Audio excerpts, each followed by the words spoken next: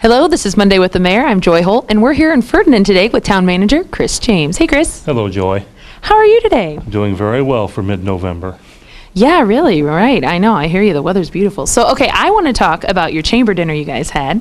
It was beautiful, by the way. Well, thank you. Got to give a big shout out to Kateri Beekler, Beth McManaway, and lots of those folks. They beautified things for us. Kateri, she's just a whiz at getting the decorations just so for all of the tables, and we were giving her constant revisions as to the number of tables and the number of attendees.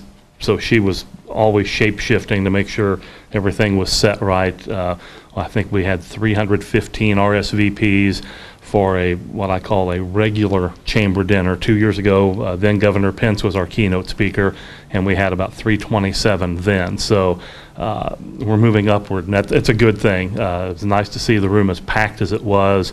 Doug Bobble gave a great speech, and then we heard about the state of Ferdinand, which I know about anyway, but a lot of other folks got to hear their firsthand accounting of it. And then with Andy Olinger getting the Community Service Award, it was a very good night for us. He was so enjoyable to me. I had never met him before. He was very pleasant. He is an entertaining man, is a very nice way of putting it. Very humble, as you heard with Ken's comments, that as soon as we had to tell him up front because otherwise he wasn't going to be there for the first time ever, I think. As soon as he was informed you're getting this award, he said, give it to someone else. That speaks to Andy, because I think he's content doing what he does, how he does it, out of sight of anyone saying, oh, look what Andy's doing. He's content to be behind the scenes, help nudge or get a hold of people to get something done, as opposed to being the doer.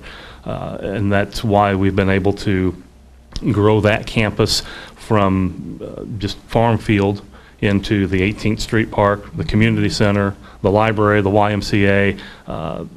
The disc golf course is going to be established back on some of that property as well. So he's had his fingers on lots of pies over the years, and we're very grateful for it.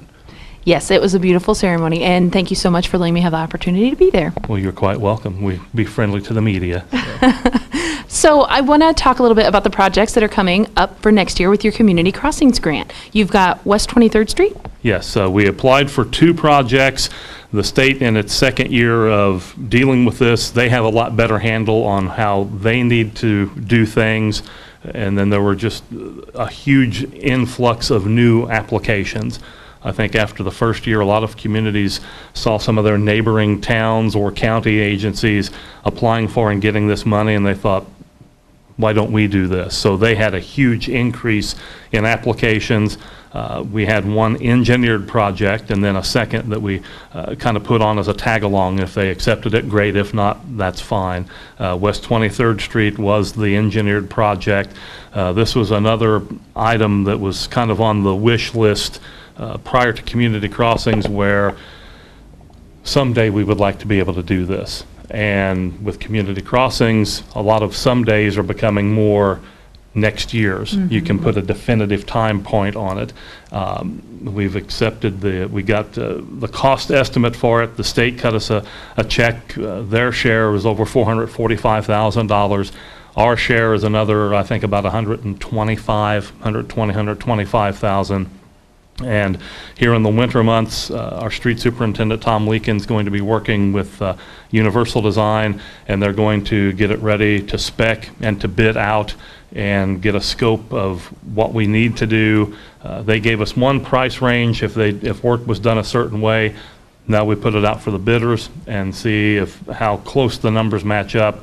We're going to look, the initial plan is to keep the rolling curbsides, keep those there, but actually just blast out the concrete street and lay down a nice gravel base and then blacktop it, which has about as much lifespan as concrete, but it's a lot easier to patch and to make the patching match with the original product. And we're going to look at there's a culvert area that's been prone to some flooding issues. We don't believe that the culvert is the cause of the flooding, but out of respect to some of the neighbors in that area, we're going to look at that, if something can be done to expand that and maybe alleviate their issue.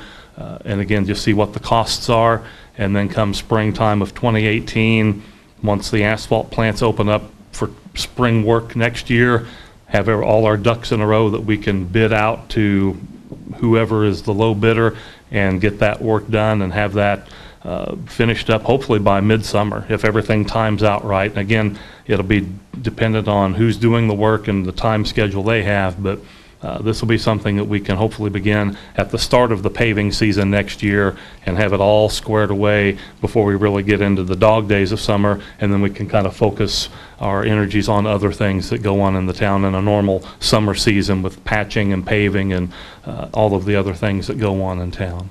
It's wonderful to hear that the Community Crossings grant's going to be so beneficial for the city. It worked out very well for us. The first year of it, we've gotten most of that money spent. A lot of that is the sidewalk, curb and guttering along Virginia Street, 5th Street, and is allowing us that connectivity from 5th Street to 18th Street Park and the community campus in between.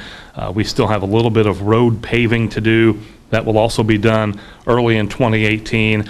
The water projects that we had come finish up this fall kind of hampered the time frame to get the actual regular paving done, so we've had to push that off until springtime, but then we'll be able to finish that up. That one will be done, and then 2018 hopefully completed, or actually the 2017 completed in 2018, and we'll start the process of putting together our wish list for the future year community crossing. Speaking of wish list, Christmas is coming up. I'm so glad you said that. Yeah. Okay, so what are you guys doing here that is the big deal? I can never say it, so you're going to have to say it for me. You say it like it's spelled, Chris Kindlemart. Chris Kindlemart. Okay. Yes. Okay. That's coming up this weekend. We have Chris Kindlemart Eve, which is a beautiful ceremony. We have the Christmas angel appear in front of the monastery, the crypt area. A lot of this will kind of be weather permitting in terms of if it's raining or not, they adjust accordingly. But we have that presentation. We'll have dozens of elementary students from Ferdinand Elementary sort of lead a candle procession up. We'll have that ceremony, and then there is a by reservation only dinner, and that's sold out up in the actual dining area of the St. Benedict's. And then that kind of is the precursor to 2 days of madness in town. They have, I think, at 6 various locations, about 200 vendors scattered all through town. I think down at the American Legion, up at Ferdinand Elementary. They use the Tri-County YMCA and various other points. A good chunk of Forest Park High School, the old gym and the PE gym in that area. All of the places folks are used to going, they're going to be there. And countless items for sale. Folks do a lot of Christmas shopping. There's a huge influx on Saturday. A lot of people still here on Sunday. If you're going to come early or park somewhere and use the shuttle system. We've got trolleys and other modes of transportation to get folks around to try to alleviate some of the traffic impact.